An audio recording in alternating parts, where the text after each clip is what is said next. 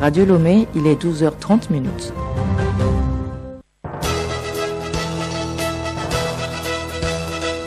Le journal Geneviève Bognon.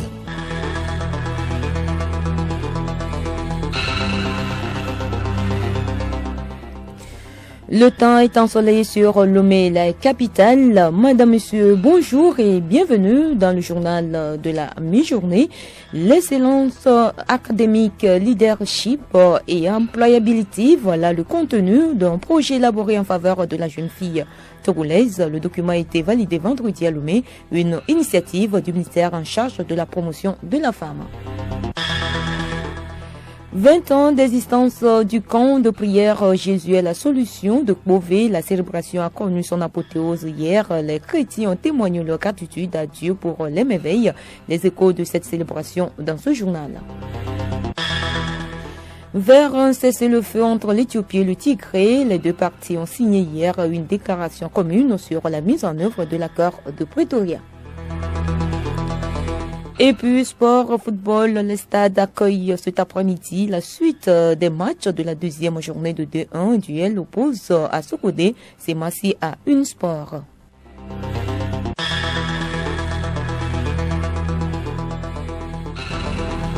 radiolomé.tg.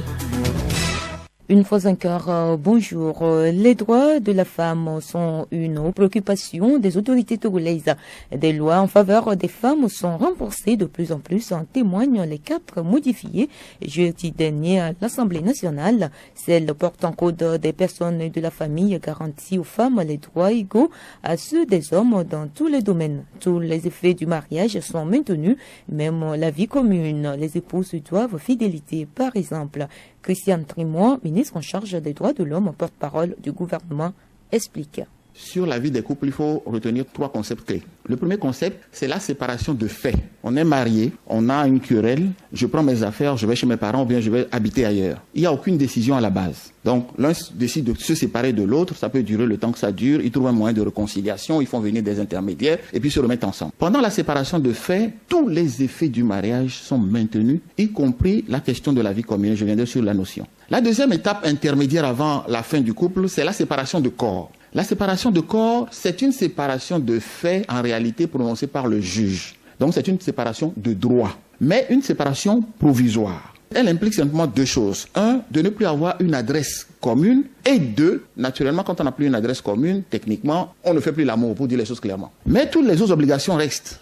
Le fait d'avoir son adresse, d'avoir à contribuer aux charges du ménage, ça reste. Le fait du devoir d'assistance, ça reste. Le fait du devoir commun d'entretenir les enfants, ça reste. Et puis la dernière étape, c'est le divorce. Et le divorce, lui, il met fin à tout. Donc à partir de ce moment, chacun retrouve sa liberté et les questions de fidélité ne se posent plus, puisqu'on n'a plus de devoir vis-à-vis de l'autre. Donc l'étape intermédiaire de la séparation de corps, comme pour les monogames, ça implique donc un déménagement au moins de l'un, puisqu'ils n'ont plus la même adresse.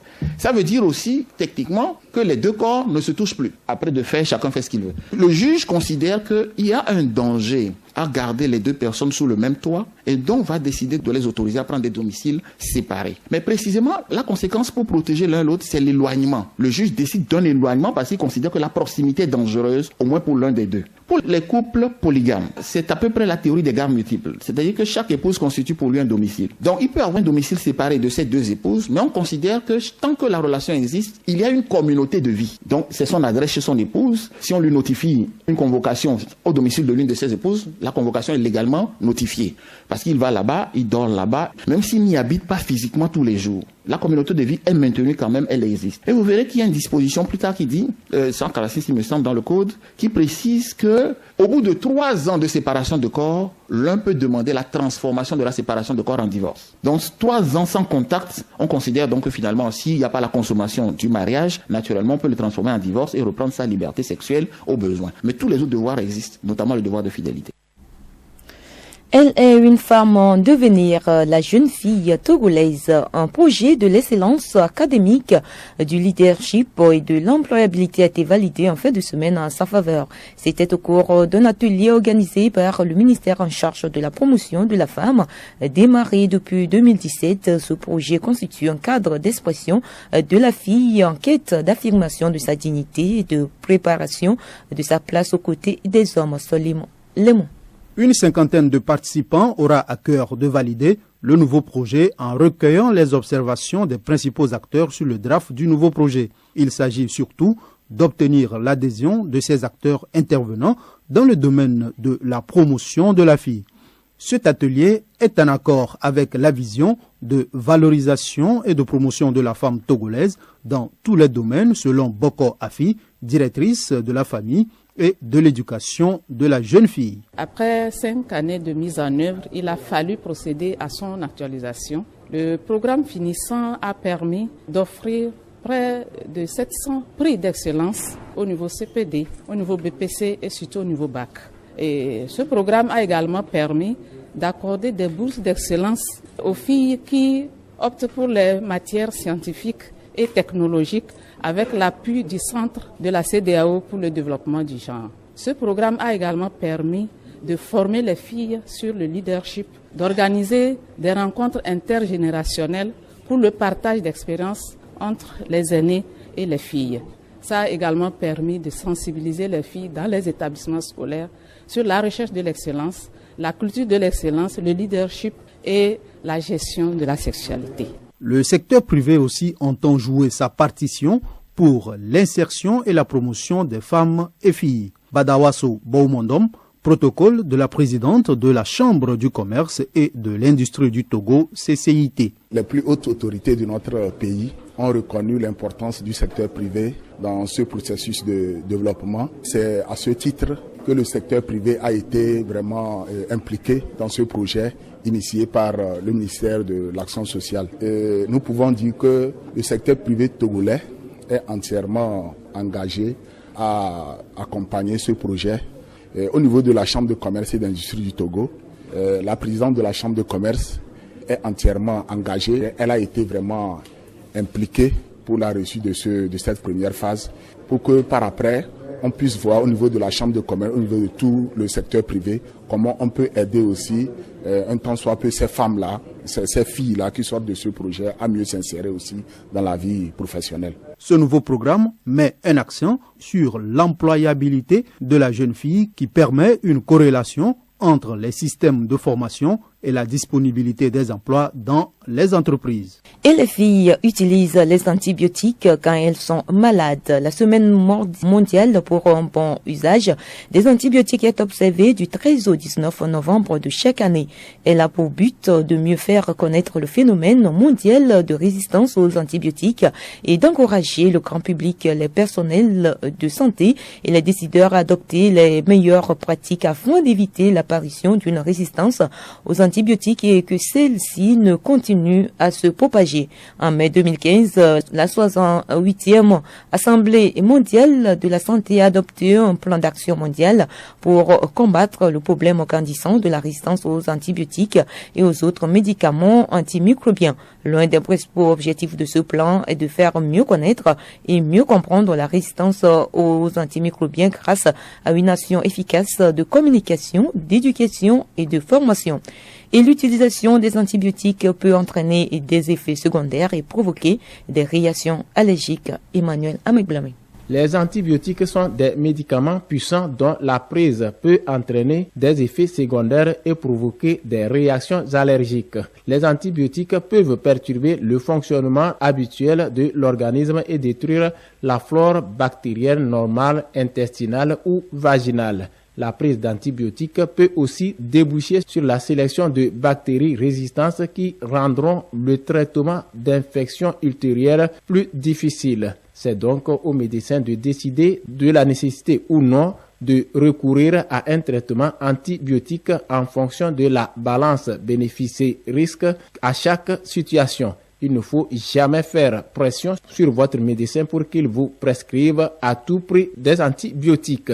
Chaque antibiotique a des effets secondaires qui lui sont propres. Les plus fréquemment rencontrés sont des troubles digestifs comme des nausées, des vomissements et de la diarrhée. Les antibiotiques exposent aussi chez les femmes au risque de développer une mycose vaginale à cause du déséquilibre de la flore microbienne qu'ils peuvent provoquer. Les antibiotiques sont aussi parfois responsables de réactions allergiques importantes se manifestant par des démangeaisons et une éruption cutanée généralisée.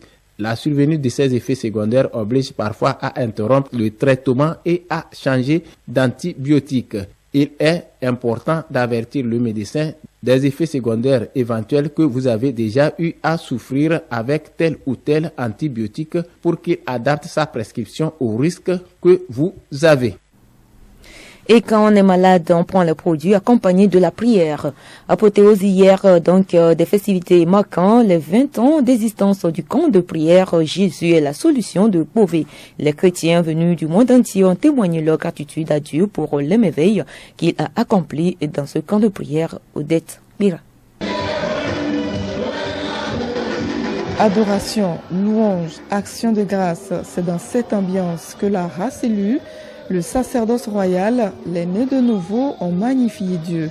L'évangéliste Paul Dodi-Noumonvi a été fait roi à l'image des temps anciens par ses disciples. L'élu de Dieu a remercié le Seigneur pour la mission et les défis qu'il a relevés face à l'ennemi. Il a aussi exhorté les chrétiens à travers le psaume 118 verset 2, l'évangile de Jean 11 et Luc 17 verset 11 à être reconnaissant en toutes choses comme Jésus l'a été durant sa mission sur terre. Il a émis le vœu de voir dans le futur des miracles qui ne se sont pas accomplis jusqu'ici s'accomplir. Paul Dodi-Noumonvi. Nous remercions sincèrement le Seigneur pour sa grâce qu'il nous a accordée durant cette période du jubilé de porcelaine. Le Seigneur a été avec nous, tout s'est bien déroulé et nous saisissons de cette opportunité pour remercier les autorités de l'État qui ont fait leur déplacement sur le camp. Ce qui se passe dans le camp, Jésus est la solution. Les miracles que vous voyez, la façon dont l'Esprit de Dieu se manifeste, ce n'est ni ma force ni mon intelligence, mais c'est la grâce du Seigneur qui le fait, c'est la main puissante de Dieu qui le fait, c'est le Seigneur qui se manifeste au travers de ma personnalité. Ma prière ces derniers temps, c'est que le Seigneur m'accorde une forte onction et que les jours à venir, ceux-là qui étaient destinés à la mort ou ceux-là qui n'étaient pas destinés à la mort, que ces personnes-là puissent obtenir vie. Le représentant du chef de l'État, l'ancien ministre Kofi Sao, a encouragé le responsable du camp dans sa mission, Kofi Sao. Il y a eu des choses extraordinaires, vous savez. Nul n'est prophète en son pays. Nous voyons sur les réseaux sociaux les autres, alors que Dieu est en train d'utiliser quelqu'un d'une façon extraordinaire, même plus que ce que nous sommes en train de voir sur les réseaux sociaux. Nous ne pouvons qu'encourager cela et nos autorités encouragent ce qui est en train de se passer ici. Les participants à ce jubilé de porcelaine ont manifesté leur joie. Je suis béni, mais vraiment immensement béni. Parce que les paroles qui viennent, ça me va droit au cœur. Je sais qu'il y a du changement dans ma vie. On note la présence d'autres autorités traditionnelles, des pasteurs venus d'Italie, des États-Unis, du Sénégal, du Burkina Faso, du Bénin, du Niger et de l'intérieur du pays. Depuis sa création, le camp de prière a enregistré 112 nouveaux convertis. L'apôtre envisage la construction d'un camp de prière de 25 000 places et la mise en place d'un cadre pour la télévision GES TV. La cérémonie de pose de la première pierre a eu lieu vendredi.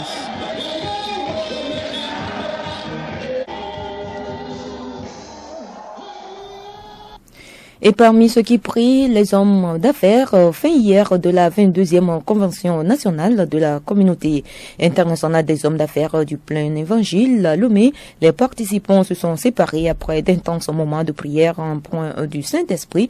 Dr Chepi Koumavi et Kounetron, président national des hommes d'affaires du plein évangile, fait le point de la rencontre des 3 jours. Notre objectif est atteint. Je suis complètement satisfait que les leaders ont compris que la destinée de leur famille est entre leurs mains, la destinée de leur nation est entre leurs mains et les paroles qui sortent de leur bouche concernant leur famille, leur entreprise et leur nation est vraiment très importante et que par leur bouche et par leurs paroles, ils peuvent influencer la destinée de leur nation. Nous avons prié et nous avons béni le Togo et nous avons donné des paroles d'espoir que la grâce de notre pays, elle vient bientôt. Et les participants expriment leur satisfaction. Pascaline Adjafor, membre de la commission des Dames du Full Gospel. Sentiment de joie, gaieté et d'amour partagé. Le Seigneur s'est révélé pendant ces 3 jours. Le Saint-Esprit a agi au milieu de nous. Et moi particulièrement, je suis renouvelée. Donc je pense que pour beaucoup qui sont venus, ont reçu de Dieu tous les enseignements, même les séminaires, les forums. C'était waouh. Le journal Geneviève Bognon. À l'étranger, les combats se sont poursuivis hier au nord Kivu. De nouveaux violents affrontements ont opposé l'armée congolaise aux rebelles du M23 dans l'est de la République démocratique du Congo. Et les violences ont atteint le territoire de Nyiragongo, voisin du Rutshuru. Le Tchad est toujours dans une situation tendue 3 semaines après les violences du 20 octobre et la mort d'au moins 50 personnes en marche de manifestation contre la transition. Vendredi, le gouvernement a révélé que 621 personnes avaient été envoyées à la prison de haute sécurité de Korotoro. Des enquêtes sont en cours en attendant une sortie de crise, mais les différents acteurs politiques ont déjà des pistes. Après 5 jours de discussion, le gouvernement éthiopien et les forces tigriennes ont signé hier une déclaration commune sur la mise en œuvre de l'accord de cessation des hostilités signé le 2 novembre à Pretoria. Réunis à Nairobi, les deux parties s'engagent notamment à permettre le retour de l'aide humanitaire pour tous ceux qui en ont besoin au Tigré aussi et dans les régions voisines de l'Afar et de l'Amara. Un mot de sport avant de nous séparer. Football, suite après-midi des matchs de la deuxième journée du championnat national des Hons, programme dit au Tambo au stade municipal de Lomé. À partir de 15h, à la même heure, ces matchs croisent Unisport à Sokodé et AS Binan donnent rendez-vous à Kakadel à Kara. Enfin, au stade de la JCA à Goué, face à face à AS OTR Gomido de Palimé. Hier déjà, Ange a battu Boulousou 2-1. ASK a humilié en tente 2-3-0 et match nul 1-1 dans le match à AS Togoport et Sarah FC. Pour le moment, Ange de Moitien est premier au classement avec 6 points.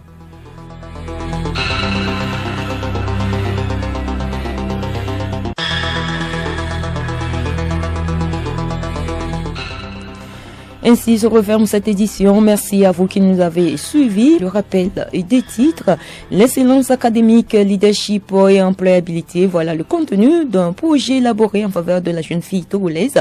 Le document a été validé vendredi à Lomé, une initiative du ministère en charge de la promotion de la femme. Et puis vers un cessez-le-feu entre l'Éthiopie et le Tigré, les deux parties ont signé hier une déclaration commune sur la mise en œuvre de l'accord de Pretoria. Restez avec nous, le programme se poursuit sur la station du plaisir.